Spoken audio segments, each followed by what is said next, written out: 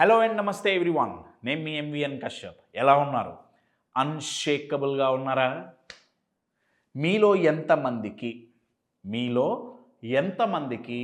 Suffer అవ్వటం అంటే ఇష్టం? కశ్యప్ ఏం మాట్లాడుతున్నావురా? కరెక్టే విన్నారండి.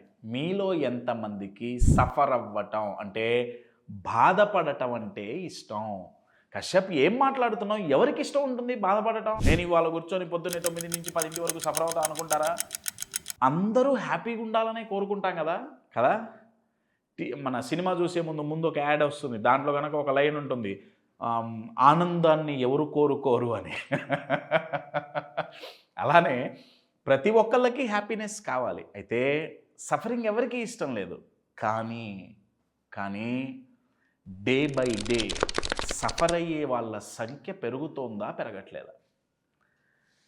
ఒకటి సఫర్ అయ్యే వాళ్ళ నంబర్ పెరుగుతోంది, ఇంకొకటి మన లైఫ్లో సఫర్ అయ్యే టైం పెరుగుతోంది. ఒకప్పుడు ఎప్పుడో వారానికి ఒకసారో నెలకొకసారో ఏదో బాధ కలిగేది, కానీ ఇప్పుడు ఆ టైం ఇంటర్వెల్ పెరుగుతోందా పెరగట్లేదా?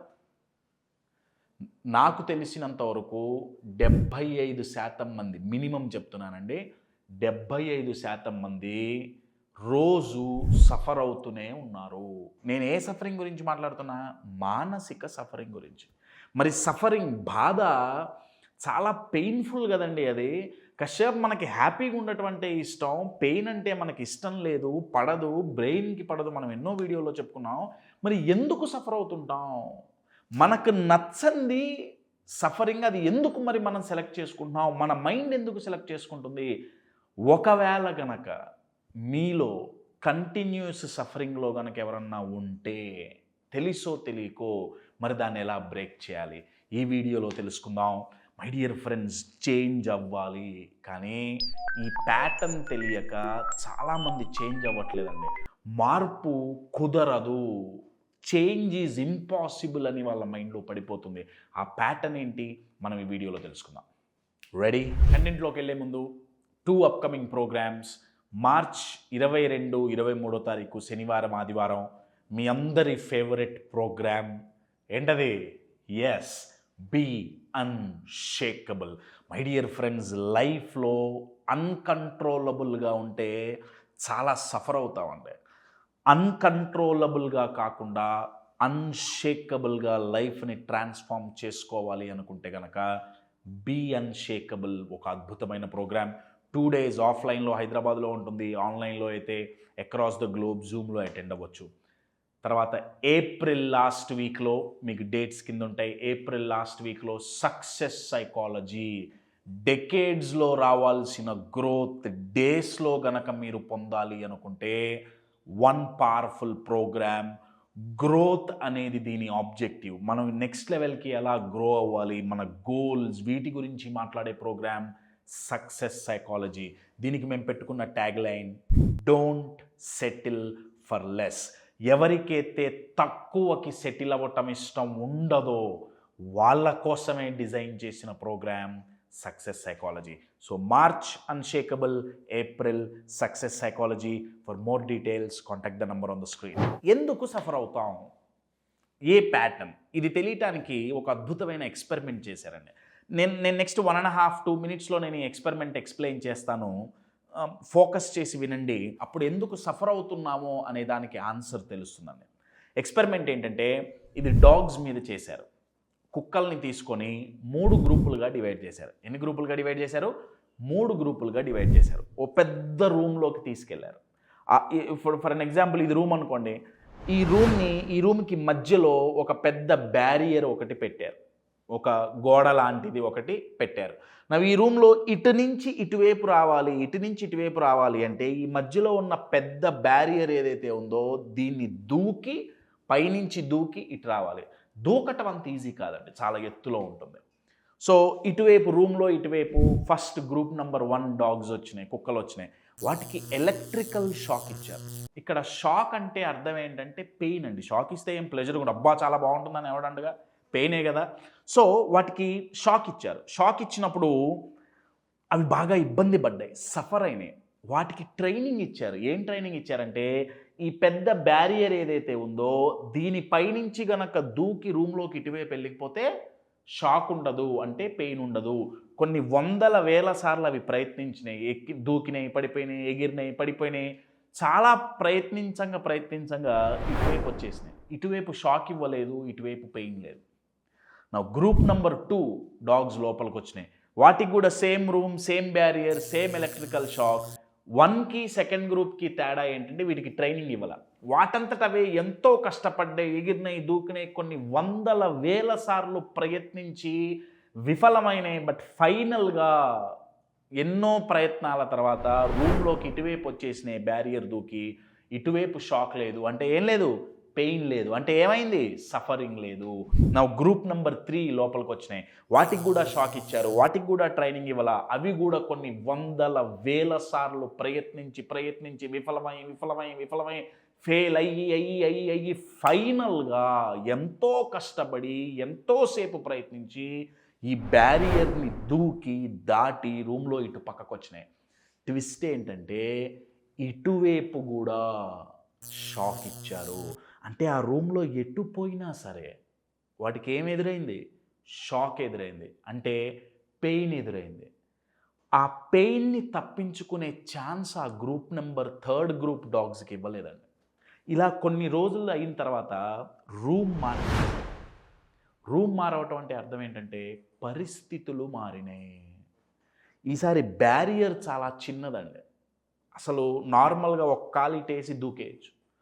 ఈ కొత్త రూమ్లోకి, కొత్త పరిస్థితుల్లోకి గ్రూప్ నెంబర్ 1 డాగ్స్ వచ్చినాయి, షాక్ ఇచ్చారు. అవి ఏమనుకున్నాయి, అంత పెద్ద బ్యారియరే దాటే మీద పెద్ద లెక్క, దాటేసినాయి, ఇటు వచ్చేసినాయి, హ్యాపీగా ఉన్నాయి. గ్రూప్ నెంబర్ 2 వచ్చినాయి, షాక్ ఇచ్చారు, అవి ఇటు వచ్చేసినాయి. గ్రూప్ నెంబర్ 3 లోపలికి వచ్చినాయి, వాటికి షాక్ ఇచ్చారు. గెస్ వాట్, అటు నుంచి ఇటు వెళ్తాయా, వెళ్ళవు అని గనక మీరు గెస్ చెయ్యగలిగారు అంటే ఎందుకు వెళ్ళట్లేదు అని ఒకసారి ఆలోచించండి. వాటికి షాక్ ఇచ్చారు, అవి వెళ్ళలేదండి. ఈసారి రూమ్ మారిపోయింది, పరిస్థితులు మారినాయి, అవేమీ పట్టించుకోలేదు.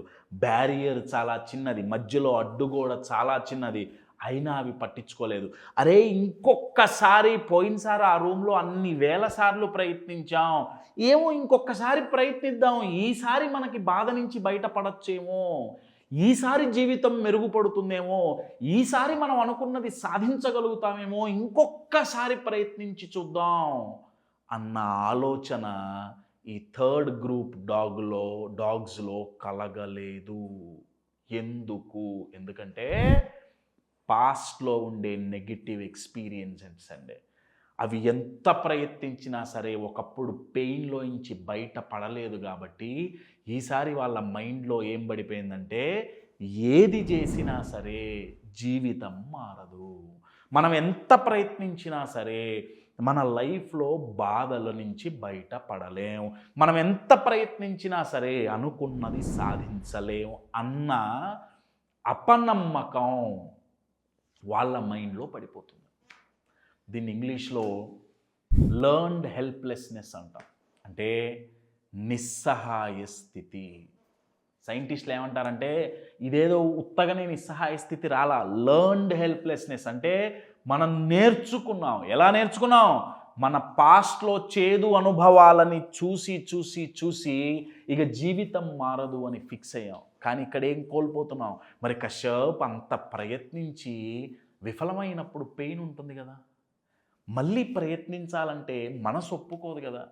అరే ఇన్నిసార్లు ఓడిపోయామే, ఇన్నిసార్లు ప్రయత్నించామే, మనకి రిజల్ట్ రాలేదే, ఇంకొకసారి ప్రయత్నించాలి అన్న ఆ థాట్ వచ్చినప్పుడు భయం వేస్తుంది కదా, బాధ కలుగుతుంది కదా. అబ్బా మళ్ళీ ఇంత ఎఫర్ట్స్ పెట్టి మళ్ళీ ఫెయిల్ అయితే, అవునండి ఉంటుంది, నేను కాదనట్లా. ఎవరైతే ప్రయత్నించట్లేదో, జీవితాన్ని మార్చుకోవటానికి ఎవరైతే ప్రయత్నించట్లేదో, ప్రయత్నాలు చేసి అలసిపోయారో వాళ్ళు చాలా కష్టపడ్డారని నేను కాదనట్లేదు. కానీ మనం అనుకున్న రిజల్ట్ మనకు రానంత వరకు, మన బాధల్ని మనం పోగొట్టుకోనంత వరకు ప్రయత్నించాల్సిందే. లేకపోతే ఏమవుతుంది, గ్రూప్ నెంబర్ 3 వాటికి ఏమైనా షాక్ పెంచుతూ పోయారు, అవి ఇంకా ఏడుస్తున్నాయి, ఇంకా బాధపడుతున్నాయే తప్ప ప్రయత్నించటం ఆపేసినాయండి. ఒక్కసారి ప్రయత్నించుంటే, అరే రూమ్ కొత్తది కదా, బ్యారియర్ చాలా చిన్నది, మధ్యలో అడ్డు కూడా చాలా చిన్నగా ఉంది కదా, అరే ఒక్కసారి ఇంకొక్కసారి ప్రయత్నిద్దాం అని ప్రయత్నించుంటే ఇటువైపు షాక్ ఉండేది కాదుగా ఈసారి. అర్థమవుతుందా అండి? జీవితం మారుతుంది, జీవితం మెరుగుపడుతుంది, ప్రాబ్లమ్స్ ఎల్లకాలం ఉండవు. మనం అనుకున్న లైఫ్ మన టర్మ్స్ అండ్ కండిషన్స్కి తగ్గట్టు మనం డిజైన్ చేసుకోవచ్చు. మీరు అనుకున్న గోల్ మీరు అచీవ్ చేయొచ్చు, మీరు అనుకున్నది సాధించవచ్చు. మనం ప్రయత్నిస్తే విఫలం అవుతున్నాను నేను కాదనట్లేదు, కానీ అది ఎండింగ్ కాదండి, బిగినింగ్ మాత్రమే. మై డియర్ ఫ్రెండ్స్, ఎవరైతే ఈ ప్యాటర్న్లో పడతారో, లెర్న్డ్ హెల్ప్లెస్నెస్లో పడతారో, వాళ్ళు 2 ఆప్షన్ సెలెక్ట్ చేసుకుంటారు. ఒకటి, బతికినంత కాలం సఫర్ అవుతూనే బతుకుతారు. రెండో ఆప్షన్, అసలు బతకరు. You're getting my point. ఈ 2 చాలా డేంజరస్ ఆప్షన్స్ అండి, చాలా డేంజరస్ ఆప్షన్. బెటర్ ఆప్షన్ ఏంటయ్యా అంటే మళ్ళీ ఇంకొకసారి ప్రయత్నించటమే. ఇంకొకసారి ప్రయత్నించేటప్పుడు ఒకసారి ఎనలైజ్ చేసుకోవాలండి. అంతకుముందు ప్రయత్నాలు ఎందుకు విఫలమయ్యాయి? మన ప్రయత్న లోపమా? మనం ప్రయత్నించిన విధానంలో లోపమా?